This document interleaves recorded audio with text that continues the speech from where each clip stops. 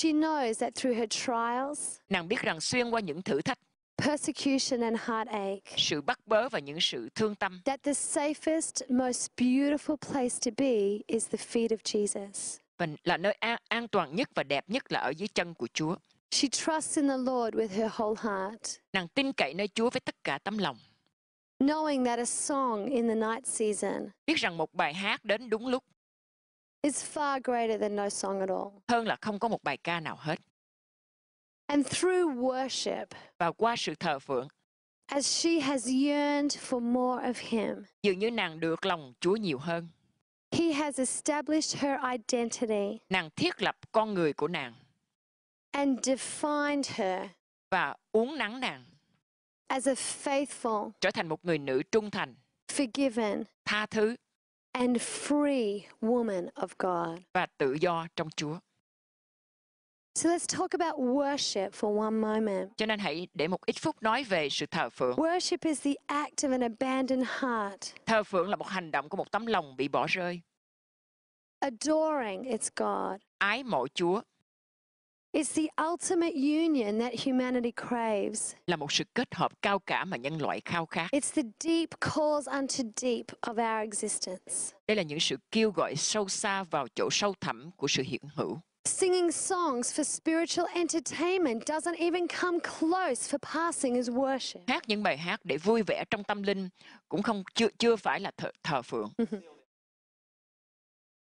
Our book of worship, the Psalms, are a powerful lesson Quyển sách về sự thờ phượng, sách Thi Thiên là một bài học đầy quyền năng. in the truth of what worship is. Trong lẽ thật của sự thờ phượng là gì?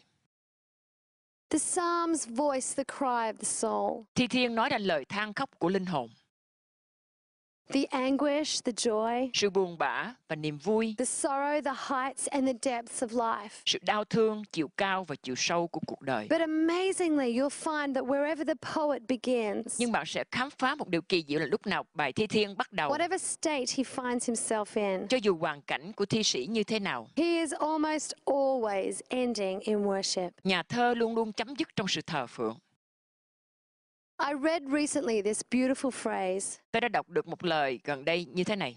It is no coincidence that our life journey Cuộc hành trình trong đời sống của chúng ta must lead us to the throne. phải đưa chúng ta đến ngôi của Đức Chúa Trời. It is the royal road that we were created to travel. Chúng ta được tạo dựng để đi trên con đường đến vua trời.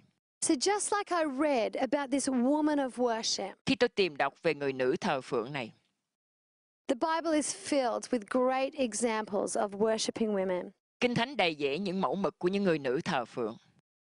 Hagar in Genesis. Nàng Aga trong Sáng Thế Ký, After the Lord granted her a son, sau khi Chúa ban cho nàng một đứa con trai, she praised God and she called him the God who sees me. nàng đã ngợi khen Chúa và gọi Ngài là Đức Chúa Trời có thấy tôi. It's a wonderful story. Đây là một câu chuyện diệu kỳ.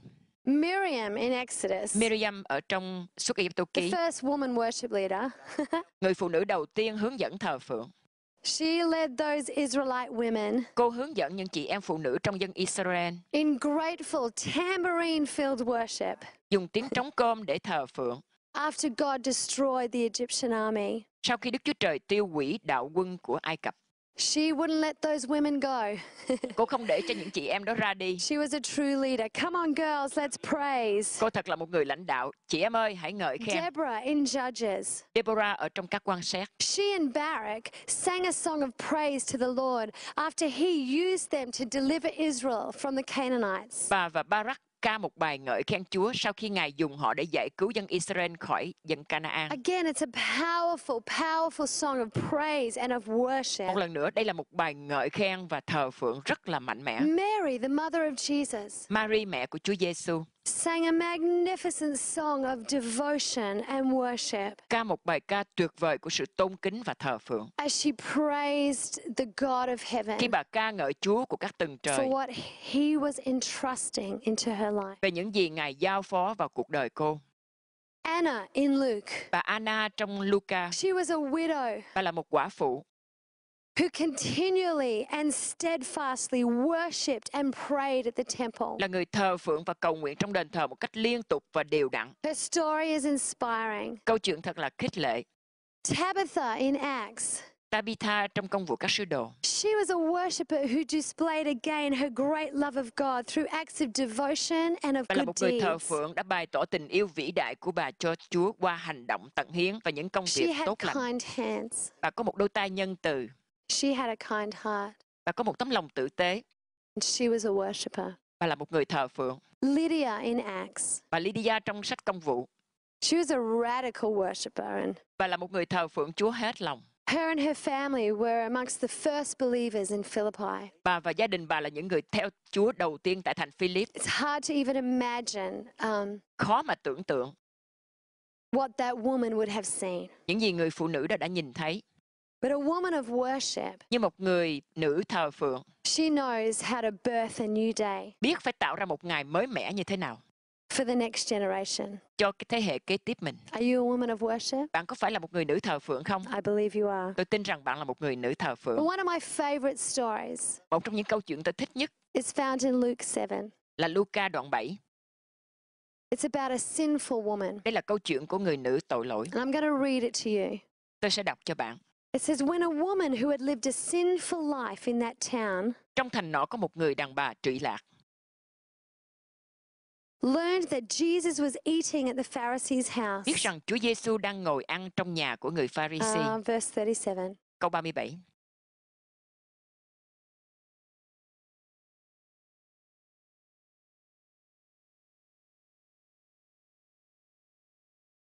She brought an alabaster jar of perfume. Nàng đem theo một lọ bạch ngọc đựng dầu thơm. And as she stood behind him at his feet weeping, Đến đứng phía sau chân Ngài mà khóc.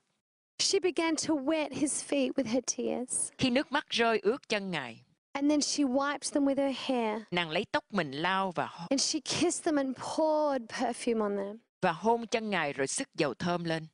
Then a Pharisee who saw this said to himself, Người Pha-ri-si thấy thế thầm nghĩ rằng if this man were a prophet, nếu người này thật là một tiên tri của Chúa, he would know who is touching him and what kind of woman this is. She is a sinner. hắn đã biết người đàn bà đang đụng đến mình là ai, thuộc hạng người nào vì nàng là người trụy lạc. But then later on in verse 44, Jesus turns toward the woman and says to Simon, do you see this woman? Sau đó trong câu 44, Đức Chúa Giêsu xoay qua người đàn bà và nói với Simon, con có thấy chị này I không? came into your house. Ta vào nhà con. You did not give me any water for my feet, Con không cho ta nước để rửa chân. but she wet my feet with her tears and wiped them with her hair. Nhưng chị này đổ nước mắt thấm ướt chân ta rồi lấy tóc mà lau. You did not even give me a kiss. Con không hôn chào ta. But this woman from the time I entered has not stopped kissing my feet. Nhưng từ khi ta vào đây, chị này đã hôn chân ta không ngớt. You didn't pour oil on my head, but she has poured perfume on my feet. Con không sức dầu cho đầu ta, nhưng chị này đã lấy dầu thơm sức chân ta. Therefore I tell you, Vậy nên ta bảo cho con biết, her many sins have been forgiven, dù tội lỗi chị này nhiều lắm, nhưng đã được tha hết. for she loved much. Vì chị đã yêu mến nhiều. It says, he who has been forgiven little loves little. Ai được tha thứ ít thì yêu mến ít. And then in verse 50, Jesus says to the woman, Trong câu 50, Chúa Giêsu nói với người đàn bà, your faith has saved you. đức tin con đã cứu con. Now go in peace. Hãy đi bình an. This woman of worship, Đây là người nữ thờ phượng. what I love about her is that she was aware, she was an intelligent Điều tôi thích woman. nhất ở cô là một người có ý tứ, cô là một người nữ thông She minh. knew that this Savior was in this house. Cô biết rằng Chúa Cứu Thế đang ở trong nhà này. And she wasn't timid. She wasn't just going to let her opportunity go by. Và cô không mắc cỡ, cô không để cho cơ hội qua đi. And she walked away from what people thought about her. Và cô mặc cho người ta nghĩ về cô như thế nào.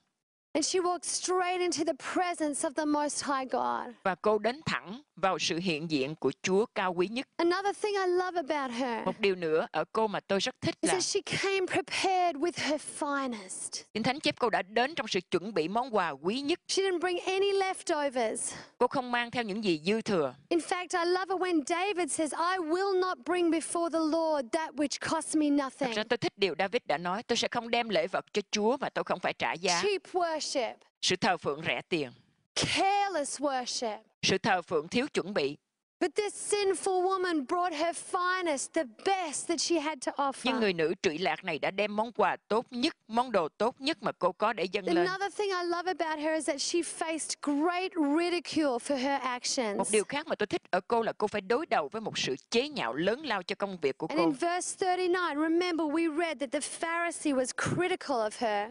Trong câu 39 chúng ta đọc là người Pharisee đã chỉ trích cô. Do you know you may not be living in these times or facing what this woman had faced. Bạn biết không, bạn có thể không sống vào thời điểm đó hoặc đối diện với hoàn cảnh như người phụ nữ này. But maybe you are. Cũng có thể bạn có.